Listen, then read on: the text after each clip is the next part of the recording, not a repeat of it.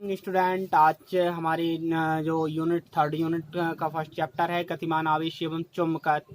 इससे पहले कि मैं वीडियो शुरू करूं, आप मेरे चैनल MN एजुकेशनल क्लासेस को सब्सक्राइब करिए और बेल आइकन को दबाइए कि मैं जो भी वीडियो अपलोड करूं उसका नोटिफिकेशन तुरंत आपके पास में पहुंच जाए। और इस वीडियो को ज़्यादा से ज़्यादा लोगों तक शेयर करिए, लाइक करिए, कमेंट्स करिए। चलिए स्टार्ट करते हैं। आज का हमारा टॉपिक वायो सेवर्ट का नियम लिखना है और उसकी व्याख्या करना है। चलिए स्टार्ट करते हैं। सबसे पहले हम डायग्राम बनाएंगे। तो हम लिखेंगे ए भी एक चालक है। क्या है? ए भी एक चालक है। इसमें आई विद्युत धारा प्रवाहित हो रही है। क्या हो रही है? इसमें आई विद्युत धारा प्रवाहित हो रही है। इस धारामापी के एक अल्पांश dl के कारण किसी बिंदु पर चुंबकीय क्षेत्र की तीव्रता किसी बिंदु पर चुंबकीय क्षेत्र की तीव्रता dB हो तो क्या हो? dB। क्या कहा मैंने? ए भी एक चालक है जिसमें आई विद्युत धारा प्रवाहित हो रही है। धारामापी के एक अल्पांश के कारण किसी बिंदु पर चुंबकीय क्षेत्र की तीव्रता dB। ठीक, अब ये dB फर्स्ट क्या रहेगी? चालक में बहने वाली धारा। कौन सा? ये dB। चलो मैं स्टार्ट थ्योरी भी लिख दे रहा हूँ, इससे दिक्कत ना हो।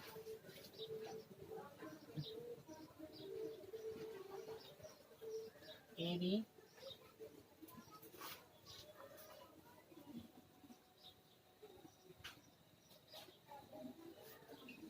बी एक चालक है। ए भी एक चालक है। इसमें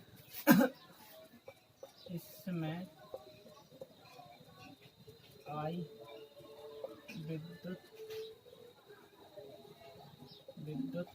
धारा प्रवाहित हो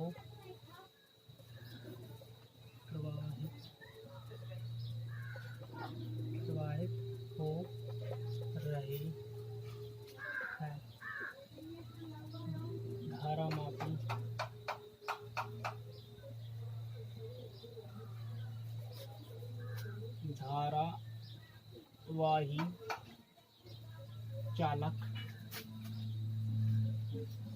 धारावाही चालक के एक अल्पांश धारामापी के एक अल्पांश के कारण किसी बिंदु पर चुंबकीय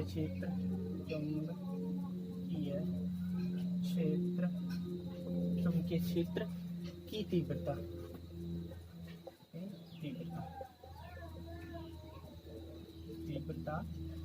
dB। अब ये dB किसके बराबर रहेगी? चलिए देखते। फर्स्ट हो जाएगा आपका चालक में बहने वाली धारा I के अनुक्रमानुपाती। dB चालक में बहने वाली धारा I के अनुक्रमानुपाती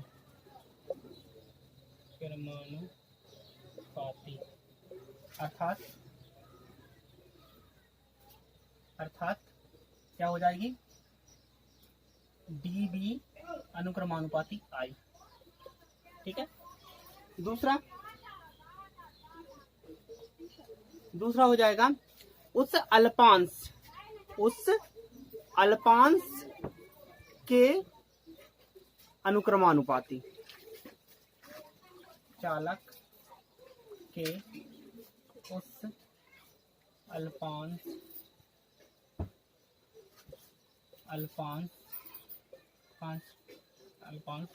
dl के अनुक्रमानुपाती।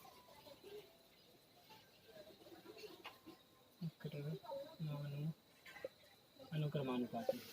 अर्थात क्या हो जाएगा, dB dl।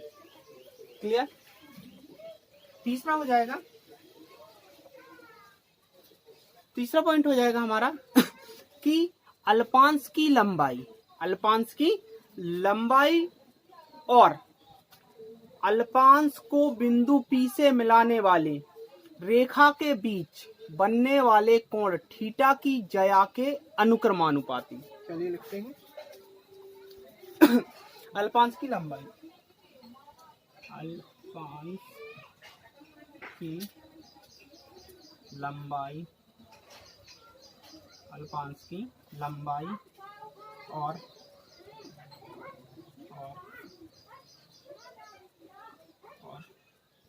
अल्पांश से बिंदु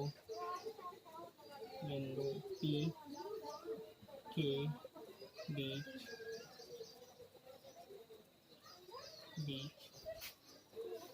बिंदु P से P के बीच नहीं, P से मिलाने वाली रेखा के बीच बने कोण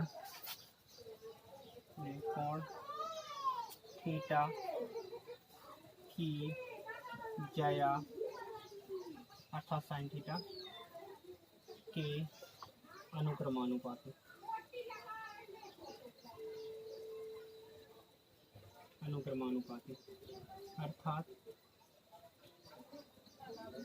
अर्थात क्या हो जाएगा, dB अनुक्रमानुपाती साइन थीटा। चौथा पॉइंट हो जाएगा आपका, उस अल्पांश से बिंदु P के बीच की दूरी r के व्युत्क्रमानुपाती। अल्पांश से बिंदु P के बीच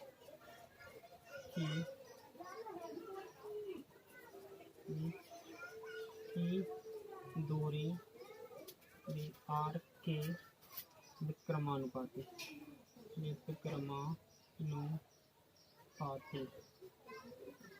होती है।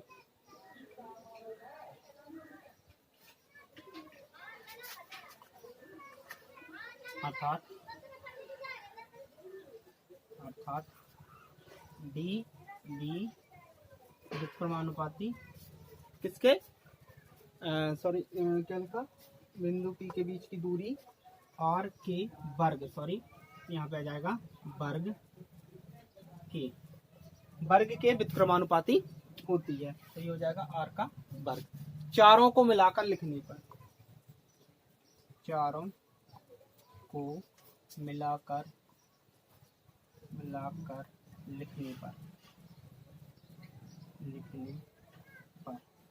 लिख देते हैं। तो ये हो जाएगा हमारा dB व्युत्क्रमानुपाती क्या है, IDL sine theta upon r का स्क्वायर। व्युत्क्रमानुपाती के चिन्ह हटेगा, ये हो जाएगा हमारा dB equal to K IDL sine theta r का वर्ग। क्लियर है। परंतु MKS पद्धति में जहां पर K क्या है, K एक आनुपातिक नियतांक है जिसका मापन पद्धति के अनुसार मान चेंज होता रहता है। तो MKS पद्धति में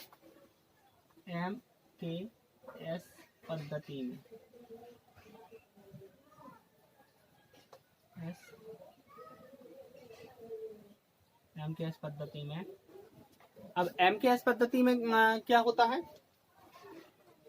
K बराबर होता है म्यू 0 अपान 4 पाई, इतना क्लियर है।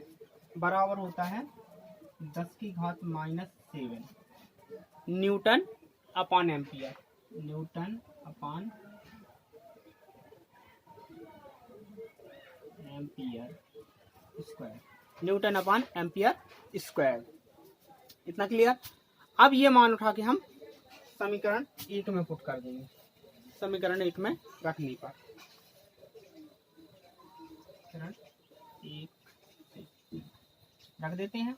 तो dv इज इक्वल टू क्या रखें, कोई सा भी मान हम पुट कर देते हैं। हम रख दे रहे हैं 10 की घात -7। क्लियर है। I D L sine theta upon R square. Clear. अब समझिए, इसे दे दी समीकरण नंबर 2।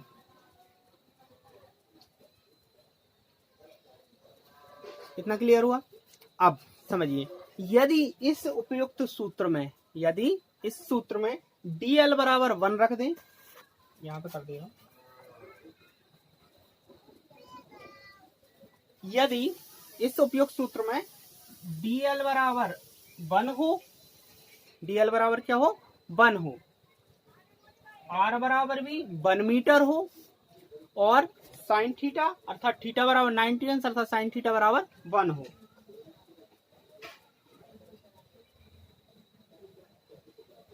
साइन थीटा बराबर 1,